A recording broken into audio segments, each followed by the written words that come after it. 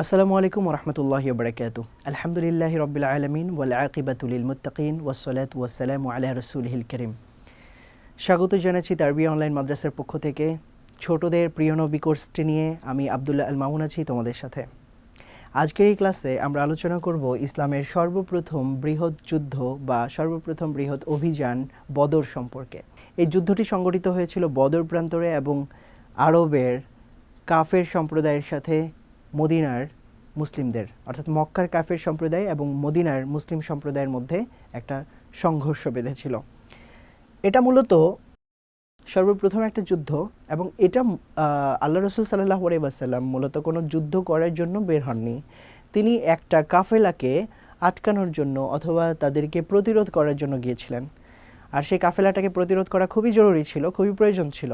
এটা ইসলামী সাম্রাজ্যের অথবা ইসলামী একটা রাষ্ট্রের নিরাপত্তার জন্য এই অভিযানটার খুবই প্রয়োজন ছিল। এমনি আল্লাহ রসুল সাল্লাল্লাহু আলাইহি ওয়াসাল্লাম একটা ব্যবসায়ী কাফেলাকে প্রতিরোধ করতে যান নাই, কারণ সেটা মূলত বাহ্যত ব্যবসায়িক কাফেলা মনে হলেও সেটা আসলে কোনো ব্যবসায়িক কাফেলার সাথে সাথে সেটা বাহ্যত কোনো ব্যবসায়িক কাফেলা মনে হলেও সেটা নিতান্তই কোনো ব্যবসায়িক কাফেলা ছিল না। সেই ব্যবসায়িক কাফেলা বা বাণিজ্যিক কাফেলার আড়ালে সেটা একটা সামরিক কাফেলাও ছিল। যুদ্ধের কারণ যদি আমরা আলোচনা করি তাহলে আমরা প্রথমেই দেখব যে আত্মরক্ষা এটা হচ্ছে সর্বপ্রথম একটা দিক। মুসলিম সম্প্রদায় এবং তাদের যে রাষ্ট্র তাদের নিরাপত্তার জন্য এই ক্যারাভানকে অথবা এই বাণিজ্যিক কাফেলাকে প্রতিরোধ করা এটা মুসলিমদের আবশ্যক হয়ে গিয়েছিল। কেন আবশ্যক হয়ে গিয়েছিল? তারা সিরিয়া থেকে একটা ক্যারাভান নিয়ে মক্কায় যাচ্ছিল, আর এই বাণিজ্যিক কাফেলার নেতৃত্ব দিচ্ছিল আবু সুফিয়ান রাদিয়াল্লাহু আনহু, যিনি তখনও মুসলিম হননি।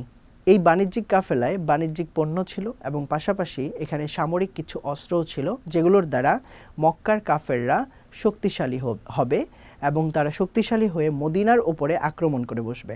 অর্থাৎ এই কাফেলাটা পরোক্ষভাবে মদিনার রাষ্ট্রের জন্য একটা হুমকি ছিল।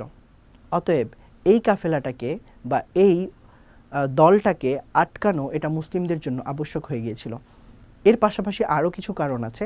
সেটা হচ্ছে মক্কায় যে সকল আত্মীয় স্বজনদেরকে রেখে মুসলিমরা মদিনায় চলে এসেছিলেন, সেই সকল আত্মীয় স্বজনদের ওপরে কাফেররা নানাভাবে নির্যাতন নিপীড়ন চালাচ্ছিল এবং তাদের সম্পদ, তাদের জায়গা সব কিছু দখল করে নিচ্ছিল। অতএব মক্কার এই কাফেরদেরকে প্রতিরোধ করা এটা মুসলিমদের দায়িত্ব হয়ে গিয়েছিল। অতএব প্রথম কারণই ছিল আত্মরক্ষা। এমনিতেই গিয়ে কাউকে মেরে ফেলাটা উদ্দেশ্য ছিল না এবং এটা মূলত কোনো যুদ্ধের জন্য যাওয়া হয়নি। মূলত আল্লাহ রসুল সাল্লাল্লাহু আলাইহি ওয়াসাল্লাম সেই বাণিজ্যিক কাফেলাটাকে প্রতিরোধ করার জন্য গিয়েছিলেন, যুদ্ধ করার জন্য না। তাহলে যুদ্ধ কেন ঘটেছিল সেটা আমরা পরে আলোচনা করছি। নির্যাতনের প্রতিরোধ সেটা তো আমরা বললাম, এবং বাণিজ্যিক কারণে সংঘাত সেটাও বলেছি। বাণিজ্যিক কারণেই সংঘাতটা বেঁধেছে। তারা বাণিজ্য করছিল কিন্তু তার আড়ালে তারা সামরিক অস্ত্রশস্ত্রও আদান প্রদান করছিল। তো যুদ্ধের বিবরণ যদি আমরা আলোচনা করি তাহলে যুদ্ধটা ঘটেছিল বদর প্রান্তরে। সেখানে একটা কূপ রয়েছে, সেটার নাম বদর এবং সেই এলাকাটার নামও বদর। বদর প্রান্তরে এই যুদ্ধটি সংঘটিত হয়েছিল। আর বদর প্রান্তর বা বদর জায়গাটি এটা মদিনা থেকে ৮০ মাইল দূরে অবস্থিত একটি জায়গা। আর যেই দিন যুদ্ধ সংঘটিত হয়েছিল সেই দিনটি ছিল ১৭ই রামাদান। রামাদানের ১৭তম দিনে এই যুদ্ধ সংঘটিত হয়েছিল এবং এটা রাসূলুল্লাহ সাল্লাল্লাহু আলাইহি ওয়াসাল্লাম মক্কা থেকে মদিনায় হিজরত করে আসার দ্বিতীয় বছরে সংঘটিত হয়েছে। এবং মুখোমুখি হয়েছে দুইটা দল এখানে, অথবা দুইটা বাহিনী। এই দুই বাহিনীর একটি বাহিনীতে ছিল মুসলিম সেনারা, যাদের সংখ্যা ছিল ৩১৩ জন মাত্র, আর অপর একটি দলের সেনা সদস্যরা ছিল ১,০০০-এর মতো। তাদের মধ্যে লড়াই বেঁধেছে এবং যুদ্ধ শেষে মুসলিমরাই বিজয় অর্জন করেছে। এখন এসব যুদ্ধটা আসলে কেন হলো? আল্লাহ রসুল সাল্লাল্লাহু আলাইহি ওয়াসাল্লাম তো আর যুদ্ধ করতে আসেননি। তিনি এসেছেন আরবের অর্থাৎ কুরাইশদের সেই বাণিজ্যিক কাফেলাটাকে আটকানোর জন্য, যাতে করে তারা বাণিজ্যিক কাফেলা সচলভাবে নিয়ে গিয়ে এর মাধ্যমে মুসলিমদের বিরুদ্ধে কোনো ধরনের ষড়যন্ত্র, চক্রান্ত বা যুদ্ধের প্রস্তুতি নিতে না পারে। এসেছেন বাধা দেওয়ার জন্য, কিন্তু তাদেরকে বাধা দেওয়ার আগেই তারা বিষয়টা জেনে ফেলল। জানার পরে তারা সংবাদ পাঠিয়ে দিল মক্কায় যে আমাদের উপরে আক্রমণ হতে পারে বা আমাদেরকে বাধা দিতে পারে। তারপর মক্কা থেকে নেতৃস্থানীয় যে সকল ব্যক্তিরা আছে তারা পরামর্শ করে সিদ্ধান্ত নিল যে তারা যুদ্ধ করবে, কারণ এখনই সুযোগ, মুসলিমরা অল্প আছে এবং তারা মদিনা থেকে একটু দূরে আছে, এখন আমরা তাদেরকে গিয়ে আক্রমণ করে একেবারে শেষ করে দিব। মক্কা থেকে চলে এলো সবাই যুদ্ধ করার জন্য। এখানে আবু জাহেলও ছিল। তো সবাই চলে আসলো বদর প্রান্তরে। এখন আল্লাহ রসুল সাল্লাল্লাহু আলাইহি ওয়াসাল্লাম আটকে গেলেন এই যুদ্ধের মধ্যে। এখন তাকে যুদ্ধ করতেই হবে, কারণ তারা চলে এসেছে, তারা যে কোনো মুহূর্তে মুসলিমদের ওপরে আক্রমণ করে বসবে। তো আল্লাহ রসুল সাল্লাল্লাহু আলাইহি ওয়াসাল্লাম সাহাবায়ে কেরামদেরকে জিজ্ঞেস করলেন যে আমরা যুদ্ধ করব কিনা, যদিও আমরা যুদ্ধ করার জন্য আসিনি। আর সাহাবায়ে কেরাম তারা অস্ত্রও নিয়ে আসেন নাই, তাদের সাথে অস্ত্রও ছিল না, 2টা মাত্র ঘোড়া ছিল এবং তাদের তরবারিও ছিল না। কি দিয়ে যুদ্ধ করবেন তারা? তারা তো এসেছেন শুধুমাত্র ওই কাফেলাটাকে আটকানোর জন্য, কিন্তু যুদ্ধ করতে হচ্ছে।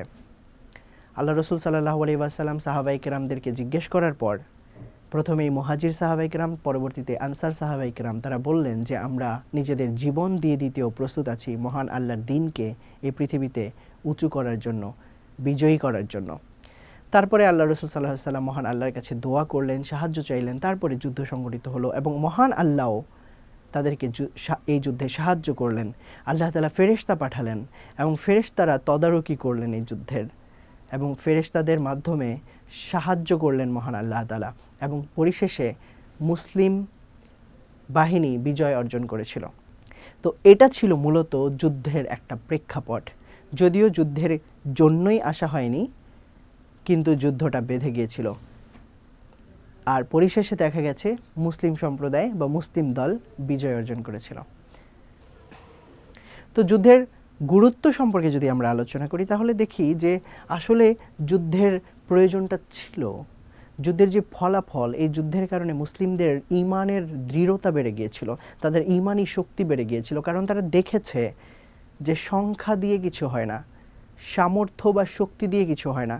তাদের কাছে অস্ত্র ছিল না যুদ্ধ করার মতো, তাদের কাছে কোনো বাহন ছিল না, তাদের কাছে লোকসংখ্যা লোকবল ছিল না। তারপরেও মহান আল্লাহ তাআলা তাদের ঈমানি শক্তির কারণে বিজয় দান করেছেন। অতএব তাদের ঈমানি শক্তি আরও বেড়ে গিয়েছিল। এবং আরও একটা বিষয় হচ্ছে মুসলিম সম্প্রদায়ের একতা বৃদ্ধি পেয়েছিল। তারা এটা বুঝতে পেরেছেন আমরা যদি একতাবদ্ধ থাকি এবং আমাদের ঈমান দৃঢ় হয় তাহলে যে কোনো ধরনের শত্রুর মোকাবেলা করা সম্ভব, শত্রু যতই শক্তিশালী হোক না কেন। মুসলিমদের বিজয় ঘটেছিল এই যুদ্ধে, যেমনটা আমরা আগেই বলেছি। মহান আল্লাহ তাআলা তাদেরকে সাহায্য করেছেন। তাদের সংখ্যাগত সীমাবদ্ধতা বা তাদের অল্প সংখ্যা এটা যুদ্ধের জন্য কোনো খারাপ প্রভাব ফেলেনি, বরং তাদের ঈমান আরও দৃঢ় হয়েছে।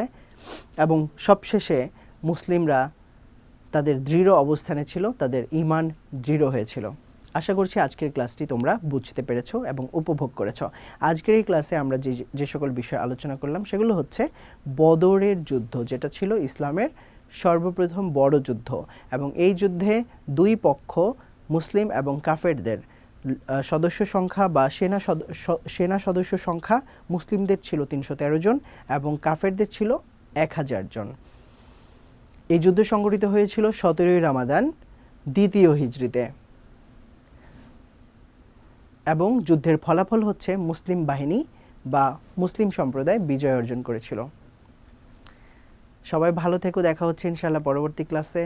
আল্লাহ হাফেজ, আসসালামু আলাইকুম রহমতুল্লাহ।